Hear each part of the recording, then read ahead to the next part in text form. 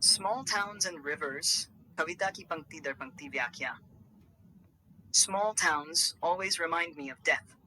छोटे शहर हमेशा मुझे मृत्यु की याद दिलाते हैं. छोटे शहरों को मृत्यु से जोड़ता है, शायद इसलिए कि यहाँ जीवन और मृत्यु के चर का सामना अधिक नजदीक से होता है. My hometown lies calmly amidst the trees. It is always the same in summer or winter, with the dust flying or the wind howling down the gorge. मेरा गृहनगर पेड़ों के बीच शांति से बसा है. यह हमेशा वैसा ही रहता है. गर्मी या सर्दी में धूल उड़ती है या हवा दड़े में गरजती है. कवि अपने गृहनगर की स्थिरता और निरंतरता का वर्णन कर रहा है, चाहे मौसम कोई भी हो. Just the other day someone died. बस कुछ दिन पहले किसी की मृत्यु हो गई. ये पंक्ति मृत्यु के नजदीक होने की भावना को व्यक्त करती है.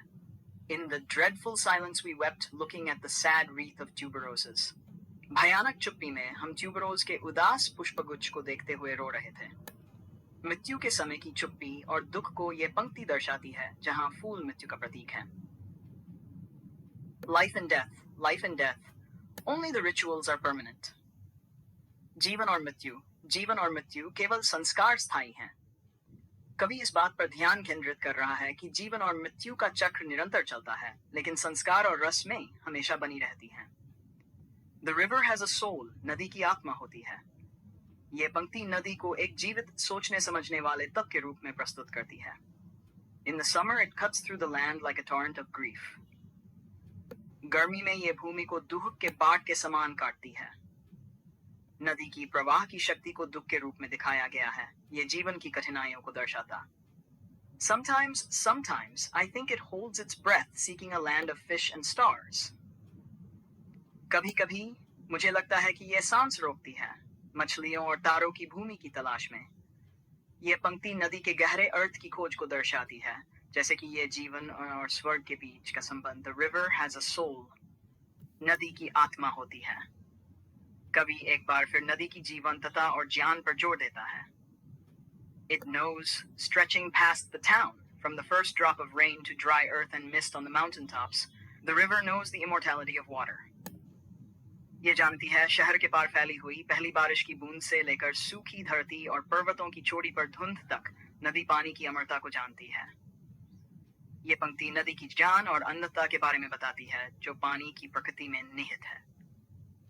A shrine of happy pictures marks the days of childhood.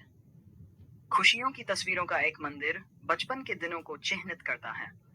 ये पंक्ति बचपन की खुशियों और यादों का स्मरण कराती है. Small towns grow with anxiety for the future. छोटे शहर भविष्य के लिए चिंता के साथ बढ़ते हैं. छोटे शहरों में जीवन के भविष्य की चिंता और अनिश्चितता की भावना व्यक्त की गई है. The dead are placed pointing west. मृतकों को पश्चिम की ओर इशारा करते हुए रखा जाता है. यह पंक्ति मृतकों के अंतिम संस्कार की प्रथा को दर्शाती है.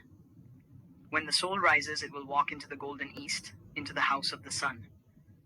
जब आत्मा उठती है, तो ये सुनहरे पूरब की ओर चलेगी, सूर्य के घर में. ये आत्मा के ऊर्ध्वगामी यात्रा की प्रतीक है, जहां आत्मा को शांति मिलती है.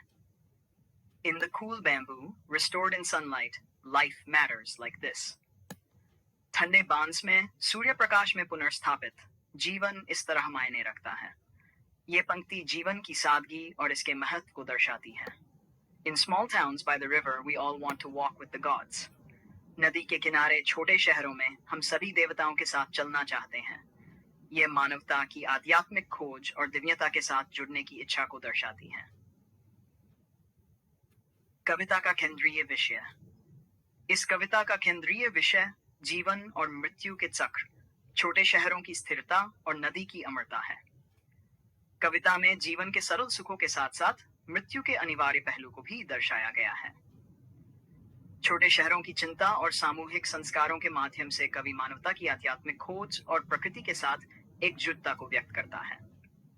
अंततः यह कविता जीवन की जटिलताओं और उसकी अनंतता के बारे में विचार करती है, जो नदी के प्रवाह और मानवता की अपेक्षाओं के माध्यम से जुड़ी हुई है.